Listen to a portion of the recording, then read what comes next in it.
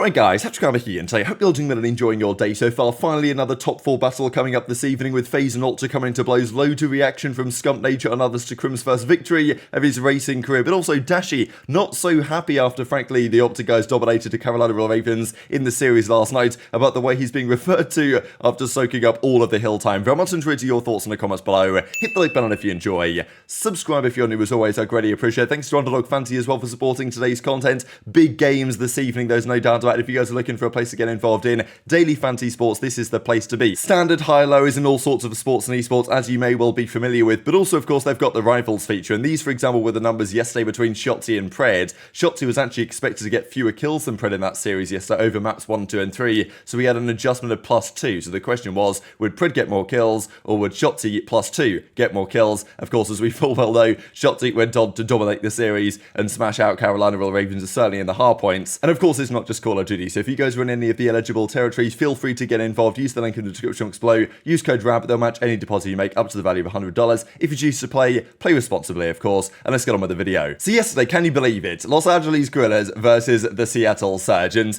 I honestly thought that Surge had a chance here, just because I wasn't really sure how good Guerrillas were, because they looked pretty bad, but I thought, come on, what Surge have shown us over the last few days, it felt like it was just incredibly disrespectful to Guerrillas to pick them, but honestly, fair enough. And to be honest, the way this game began, I mean, you're looking at this right now, it's 170 to 100, and Fame's fine. It looks like, yeah, there's no way that Surge win this map 1. They do, based on effectively a full Los Angeles Guerrillas to collapse. Like, there's no way they should have lost this situation, but fair play to Surge, they actually did break in. Hook and aBeZy played really well this series. Hook is just such a talented player, and it's like, it's so frustrating to me that Hook hasn't had more success in his career. Like, when he first came into the league back in Advanced Warfare, he was just the best player that like anybody had ever seen. Like, this guy was 15 and was just cooking the pros, and nobody had really heard of the kid. Then he had to step away because of the age restriction, and ever since he came back in World War II, like, he was never quite the same player people remember in some ways, but even though he's still shown lots of promise, he's won plenty of events, of course, he's a world champion from 2020, he just, I don't know, he hasn't been able to consistency maintain that level, and if he had the IQ in CODs to match his gunny, then man, what a player we'd have. And when he's on, he's still very much on. So Surge win the game 1.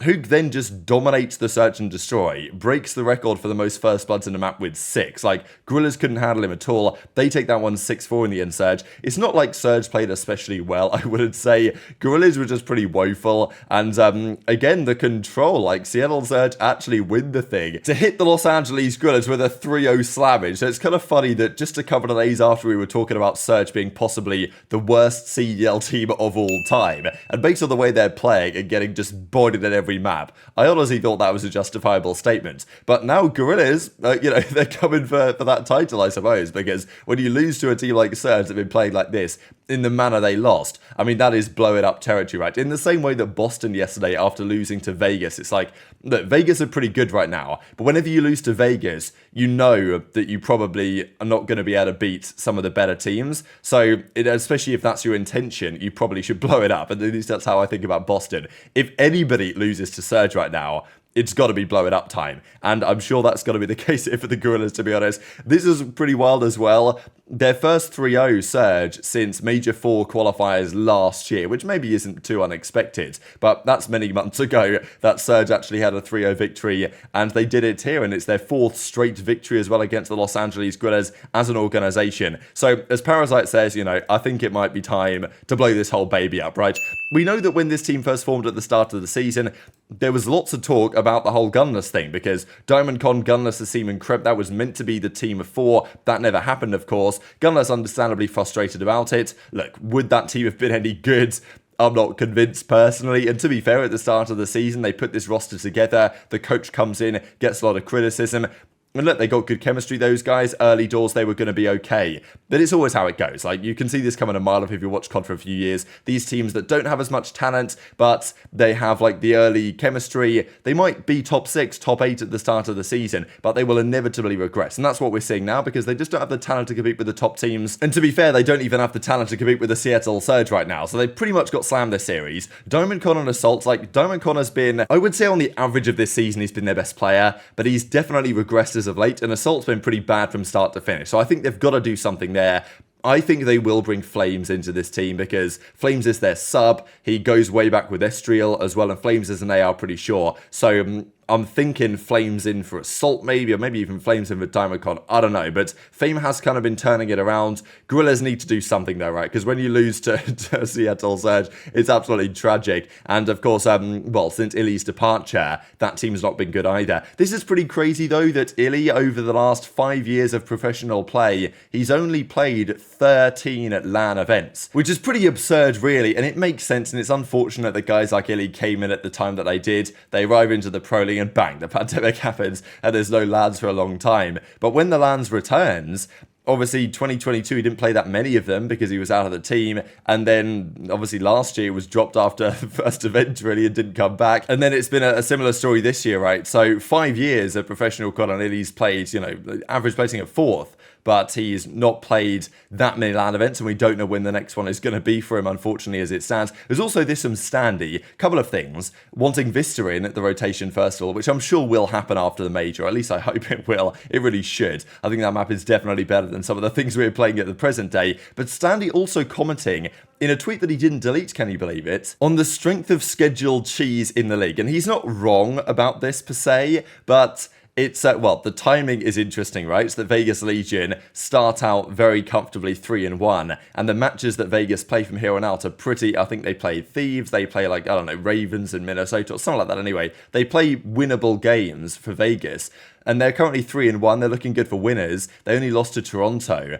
You know, they could theoretically go at least 4-3, 5-2, possibly 6-1 for Vegas. So have they improved since Standy got dropped? Yes, that just is the reality of the situation. But Standy's trying to say, well, it's not because they dropped me, it's because they've got an easy strength of schedule. And that may be in part true, but I think, you know, he's a bit salty, isn't he? Let's be honest here. At least that's my read, right? Just on the timing that he tweeted this out, because he doesn't refer to Vegas specifically, but he's not wrong. They're a team that was, you know, let's say their top 8 team. They're getting a few wins because they've got a weak schedule, and they get gas for being pretty mid realistically, right? Which, okay, may be true, but, you know, talking about recency bias and saying it's a sprint, not a marathon, right? So we'll see, I guess, come the major, how Vegas Legion get on. But I wanted to share some of the really wholesome reaction here as well to Crim's win. If you guys haven't been following this, basically Crim's competing in this like Pro-Am Porsche racing series, and he won his first race yesterday from pole position at the race finish under the safety car, which is what's happening right about here. But we got some great reaction to this from Scump and from Nature and from others, especially because like a lot of these guys, they know that Crim's been really into his cars and his racing for years, even like in old vlogs and stuff, when they'd be in the car with Crim and they'd be kind of scared for their life, to be honest.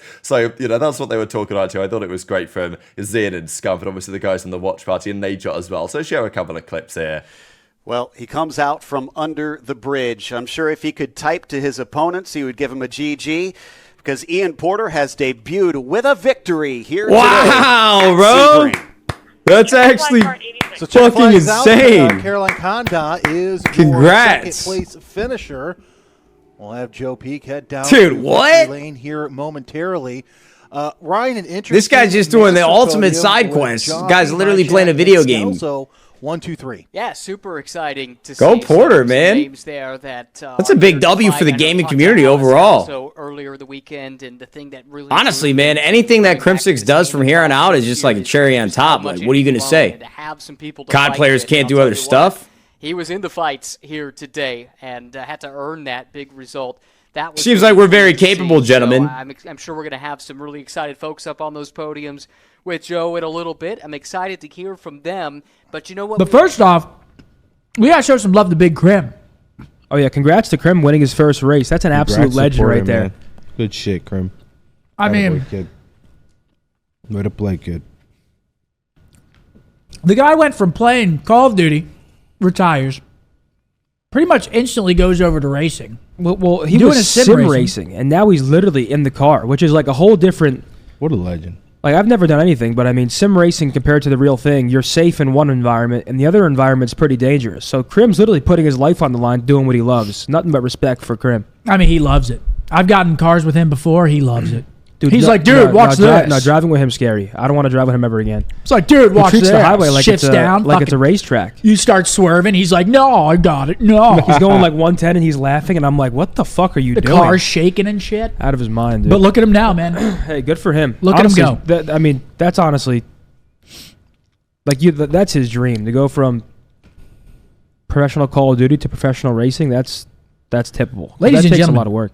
Inspirational stuff for sure for all involved, and of course he's got another race coming up today, so the second race of the weekend. I'll of course talk about how that one gets on, I imagine, later on today. We've also got to talk though this OpTic series, right? So they played Ravens last night. They slammed them in the respawns pretty much. Both of the hard points were reasonably competitive, but it felt like OpTic always had the advantage, and a map like Rio, it's quite difficult to really put the other team in a massive blender, so winning it by like 60 odd points, 50 odd points with some big outslaying is not too bad. And okay, the search and destroy was woeful from OpTic, but the control made up for it by just running through them, and of course Shotzzy was the MVP of the series, hand down. I will say from Clay, I thought it was nice because, as Clay says, normally I'd be, tweeting some emo stuff after losing like that, but proud of the work I've been putting in on myself to not tilt after a map 1 performance like that. Winnable series, he says, and of course there was some debate on whether the series was winnable or not, but Clay says, look, we were pretty close in the hard points to being able to chain hills and bringing it back, and I think this is a good mindset from Clay, because previously Clay would lose a series like that and just be fuming, right?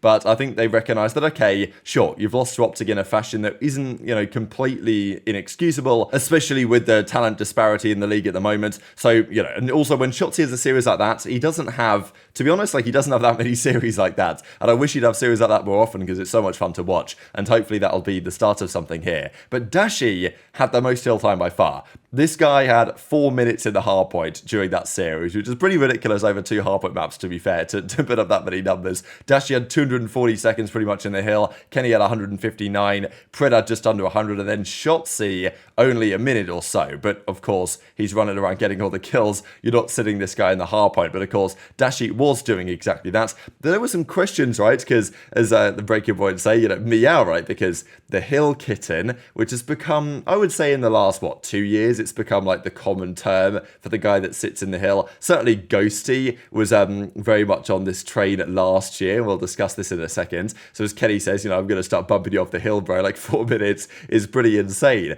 But Dashy then says the following as the top soaker, because Dashy is the #1 hill soaker in the league, the #1 objective player in the league actually as well by the Breaking Point rankings based on his numbers, because, that's how OpTic decide to play. Let the SMGs go rogue and do what they want, which is definitely the way to do it, and Dashy will shoot straight and get in the hardpoint, basically the Octane strategy, and they used to call him the Hill Kitten as well. But as Dashy says, as the top soaker, I'm changing this terrible name Hill Kitten, calling the spot now King of the Hill or whatever. So there's a few options here. As Dashy says, top 3 worst tippings of all time on this one. He also said that he's open for Super Soaker as a possible option as well. And Dashy's like, yeah, okay, I'm down for that as well. And I thought this is a pretty funny kind of back and forth here between Scrappy and Dashy talking about the fact that it's a bit of a fruity nickname, saying some of these guys need to be investigated for meowing in the comms. And we've got Ghosty in the reply saying, yo, chill, bro. So everyone knows that Ghosty's got a pretty interesting personality. I don't know whether, I think Dashy's just joking around here, right, rather than like taking a shot at Ghosty for last year, for example. But it is what it is, and I guess we'll see as a community whether that goes anywhere. But today we do have some actually interesting games. I will say that probably the predictions on this are, I wouldn't say like that split. I mean, game 1, we're pretty sure we know who's going to win that one. But game 2 and game 3, I think could definitely go either way. So Miami versus the New York Subliners. This is Miami's only game of the weekend they play. Same with New York, actually. But New York looked great last weekend. Of course, their most recent series they played, they beat FaZe in game 5. So I just don't see how Miami really come close to Subliners in this series. I feel like they're going to put them down. Then though, FaZe versus Ultra, the rematch of the grand finals from the most recent major. Ultra, both times they played FaZe of that event, handled business, but that was LAN. It's a bit of a different story. What I expect from Ultra, though, is to come with the fire in this series, because I think Ultra, for the last few series they've played, they know they're going to win. They think it's just a matter of time, and they don't really try that hard.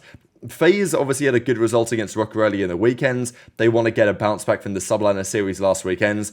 I feel like it's got to be a game 5, but I will say that FaZe's search and destroy has been questionable to me. So I think that if you had to predict something, the more sensible prediction is probably Ultra in 5, because FaZe's search has looked a little bit shaky. So I think that's what I'm going to go for. And then Rocker Thieves. This is really hard to call because Rocker have been on a massive downslide. They're probably still the better team, but I just don't know what the feeling is internally in that team, whether they've kind of like lost the plot, to be honest, a little bit. And Thieves, obviously they played last weekend. They seem to be on a bit of an upward trajectory. They played pretty well recently. So I think this could go either way. And it's one of those things where if I feel like a series is going to go either way, and I feel like it could go to Game 5, do I have any faith in Rocker to win a Game 5? Like, I have difficulty doing so. So I think I might actually take Thieves here in a grueler series. But very much intrigued to your thoughts on all this stuff in the comment section below. Hit the like button if you enjoyed. Thanks to Dog Fancy, take care of yourselves, and I'll see you next time.